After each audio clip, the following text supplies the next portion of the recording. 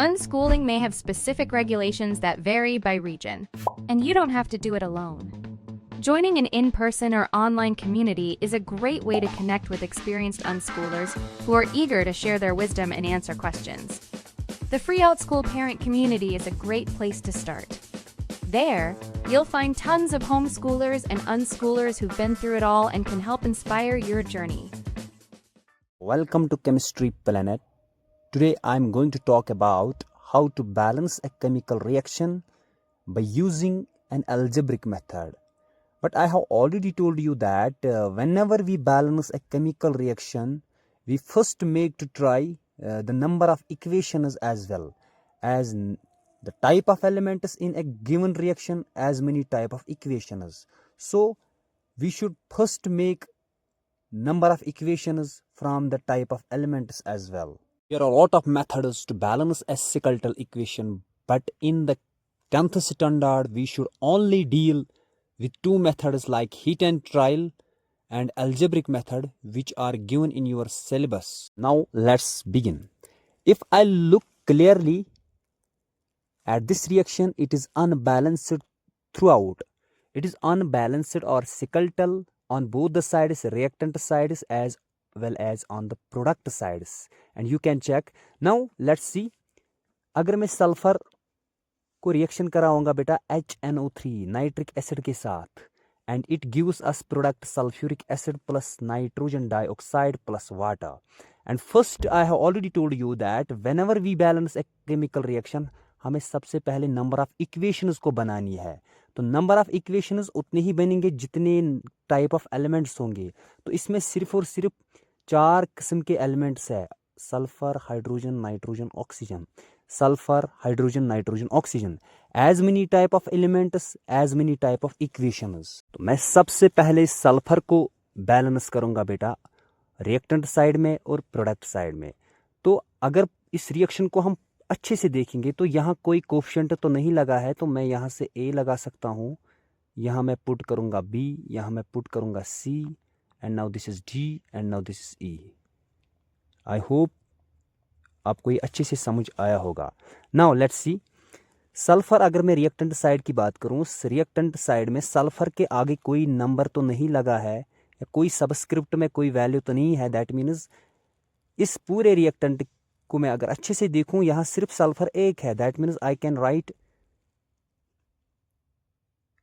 1 into A, that is A. तो फिर हम प्रोडक्ट में चेक करेंगे. प्रोडक्ट साइड में यहां सल्फर है इस पार्ट में, तो यहां कोई सबस्क्रिप्ट तो नहीं है.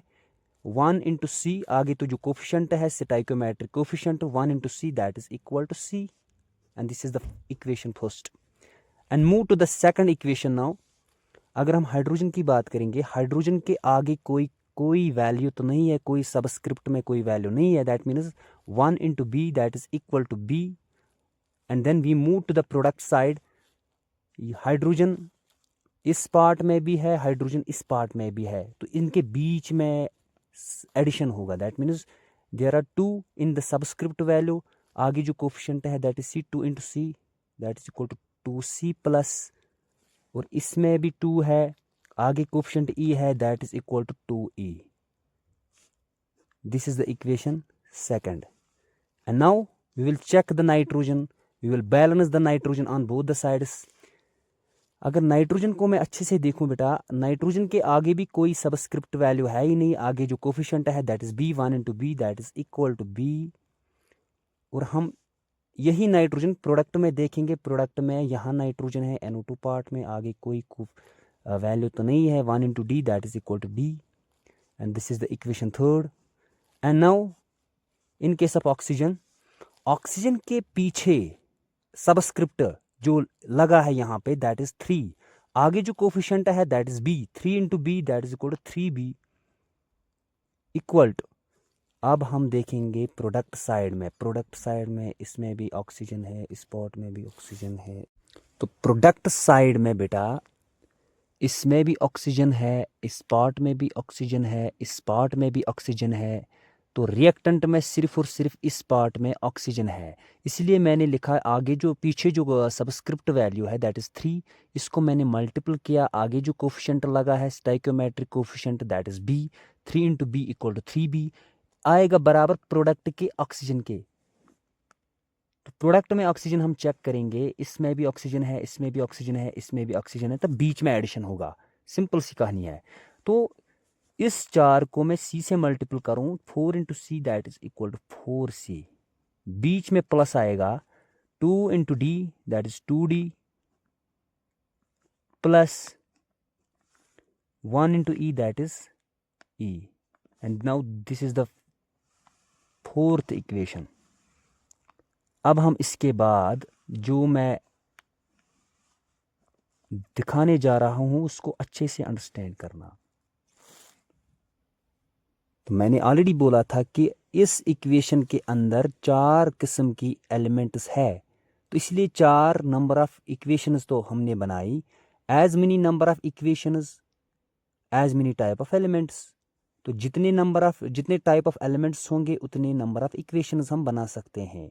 उसके बाद एक बार फिर से ध्यान देना, अगर इन इक्वेशंस को मैं अच्छे से देखूं, आपको वो अननोन वेरिएबल 1 के बराबर लिखना है जो मैंने आगे अननोन वेरिएबल लिखा, A B C D E, these are known as unknown variables.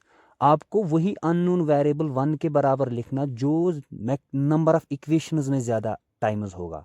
तो फर्स्ट इक्वेशन में ए है, सेकंड में ए नहीं है, थर्ड में भी ए नहीं है, और फोर्थ इक्वेशन में भी ए नहीं है, इसलिए हम ए को 1 के बराबर नहीं लिख सकते। अगर बी को हम देखेंगे, बी सेकंड इक्वेशन में भी है, थर्ड में भी है, फोर्थ में भी है, तो जो बी है ये 3 टाइम्स है। And let we put the value of B equal to 1। We put the value of B equal to 1। Now जब हमने बी 1 के बराबर लिखा तो हमें डी का वैल्यू पता चलेगा। So D is also equal to 1। हमें डी का भी वैल्यू पता चलेगा।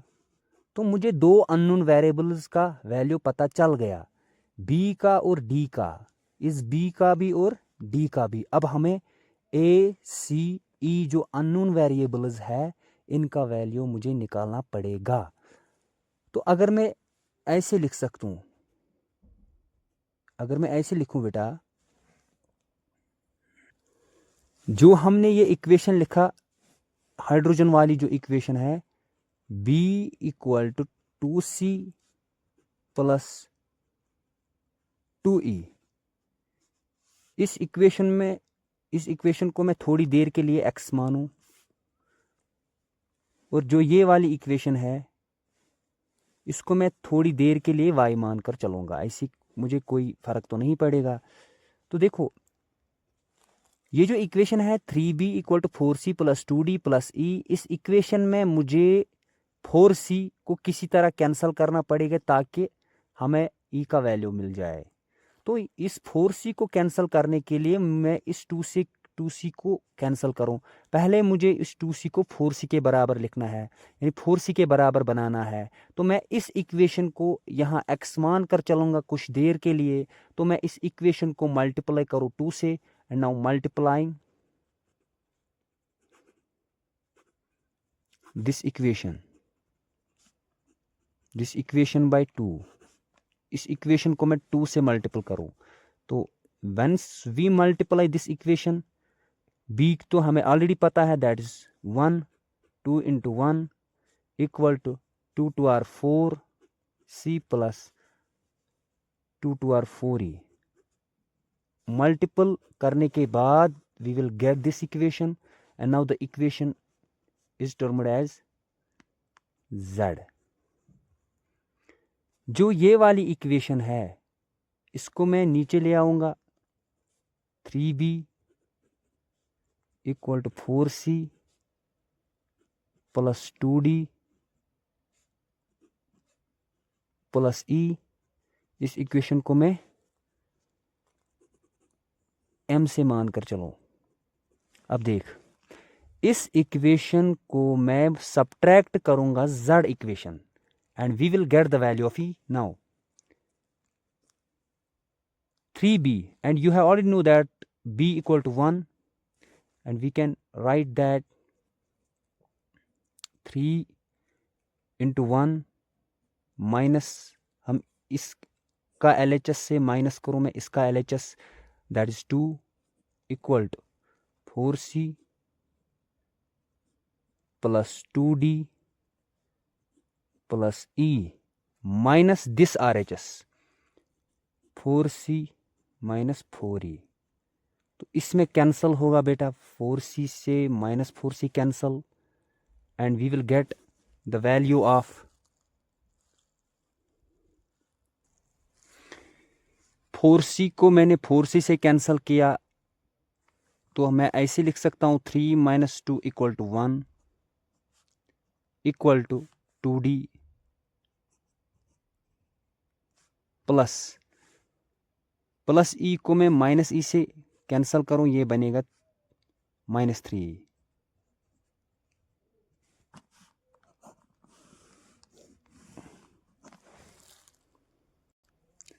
यहां जो बेटा मैंने लिखा 1 equal to 2D minus 3E, ये D का वैल्यू तो मुझे ऑलरेडी पता चला। इस यहाँ पर आपको पता है D का वैल्यू है 1, तो मैं इस D के बदले यहाँ वैल्यू पुट करूंगा, तो ये आएगा बराबर 1 equal to 2 into D that is 2 minus 3E। Minus 3 को मैं इधर भेजूंगा, 1 इधर माइनस होगा, ये आएगा बराबर 3E इक्वल टू 2 माइनस 1, और simply what we can say E equal to 2 minus 1 that is equal to 1। तो मैं E निकाल सकता हूँ, ये इसको मल्टीपल है, यहाँ जाके डिवाइड होगा, दैट इज इक्वल टू 1/3।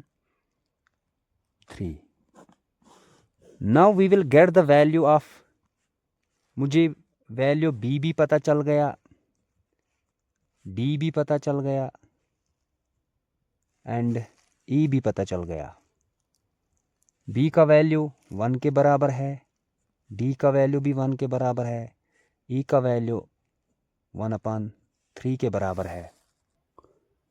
हमने जो पहले इक्वेशंस लिए थे सल्फर का, हाइड्रोजन का, नाइट्रोजन का, ऑक्सीजन का, वो हमने ऑलरेडी मेंशन किया। A equal to C, B equal to 2C plus 2E, B equal to D, 3B equal to 4C plus 2D plus E। Now मैं इस E को इस इक्वेशन में पुट करूंगा, and we will get the value of B। And now let's सी,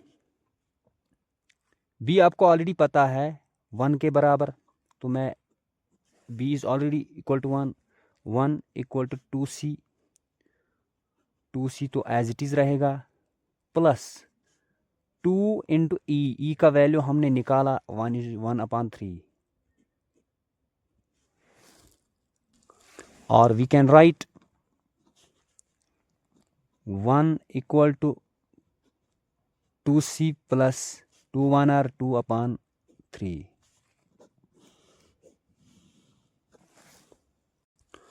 और इसको मैं ऐसे भी लिख सकता हूँ, 1 को मैं इधर भेजूंगा, ये 2 से माइनस होगा, 2C equal to 2 minus 1 divide by 3, और 2C इक्वल टू 1/3, और C इक्वल टू 1/6। तो मुझे C का वैल्यू निकल गया।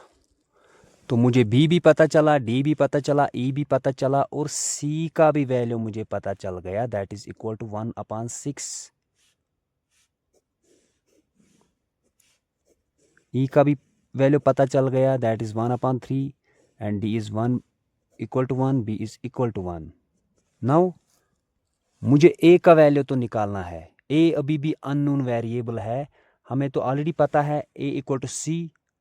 जब C खुद 1/6 के बराबर है, तो A भी आएगा 1/6। तो मुझे सारे अननोन वेरिएबल्स मैंने निकाल दिया, and we will put all these unknown variables A, B, C, D, E in the first chemical equation जो मैंने already यहाँ पे show किया, A, B, C, D, E, and we will get a balanced reaction. Now we will put all these values of unknown variables or stoichiometric coefficient in this reaction. Now I can write here A equal to 1/6, इसके आगे जो coefficient था that is a के बदले में 1/6 तो लिख सकता हूँ 1/6, बी के बदले में 1 लिख सकता हूँ, सी के बदले में 1/6 लिख सकता हूँ 1/6, एंड नाउ डी के बदले में 1 लिख सकता हूँ, ई के बदले में 1/3। और मैंने आपको ऑलरेडी पहले ही सिखाया कि जब भी हम कोई रिएक्शन बैलेंस्ड फॉर्म में लिखते हैं, हिट एंड ट्रायल के अंदर मैंने ये रूल आपको ऑलरेडी पढ़ाया कि जब भी हम बैलेंस कोई भी रिएक्शन सिकल्टल इक्वेशन को बैलेंस करते हैं, the reaction should be in simplest whole number ratio. Now 1/6 is not a whole number, it's a fractional value, it's a fractional value, it's a fractional value. And whenever we balance a chemical reaction, the reaction should be simplest whole number ratio. Now यहाँ पे 1/6, यहाँ पे 1 है, यहाँ पर भी 1/6 है, यहाँ पर भी 1/3 है. दैट मीन्स जो रिएक्शन है ये सिंपलेस्ट होल नंबर में नहीं है, इसको हमें सिंपलेस्ट होल नंबर में लाना चाहिए. तो इसके लिए मैं जो नीचे यहाँ पे मैंने जो 6 डिवाइड किया, यहाँ पर भी 6 डिवाइड किया, इस 6 को मुझे किसी तरह कैंसल आउट करना पड़ेगा and we will get the simplest whole number value of this reaction. तो उस फॉर्म में हम रिएक्शन लेना चाहेंगे जिसमें हमें रिएक्शन सिंपलेस्ट होल नंबर मिल जाए. तो इसके लिए मैं उस नंबर से मल्टीपल करूं जिस नंबर से मुझे ये 6 किसी तरह कैंसल आउट हो जाए. तो क्या मैं इस इक्वेशन को अगर मैं 6 से मल्टीपल करूं and multiplying this whole equation with 6 and now 6 into 1 that is equal to 6, 6/6 that is sulfur plus 6 1R 6 times HNO3 and we will get 6 1R, इसको मैंने 6 से मल्टीपल किया, 6 1R 6 अपॉन 6, नीचे भी 6 है, H2SO4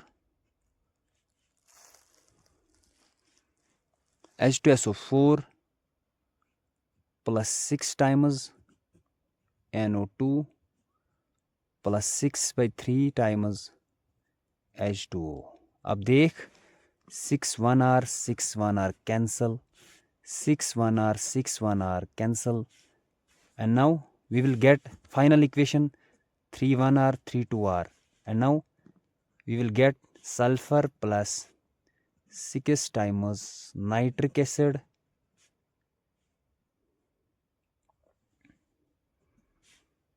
one times sulfuric acid plus 6 times NO2 plus 2 times water. And now this equation is in the simplest whole number ratio. तो अगर मैं रेशियो निकालूं वो simplest आएगा, रेशियो इक्वल टू सल्फर के आगे कोफिशिएंट है 1:2, इसके आगे कोफिशिएंट है 6:2, इसके आगे कोफिशिएंट है 1,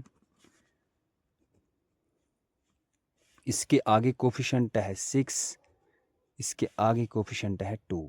सो this is the simplest whole number ratio. एक तो ये सिंपलेस्ट में आया और साथ साथ ये रिएक्शन बैलेंस्ड भी है. आप चेक भी कर सकते हो, यू कैन चेक नाउ.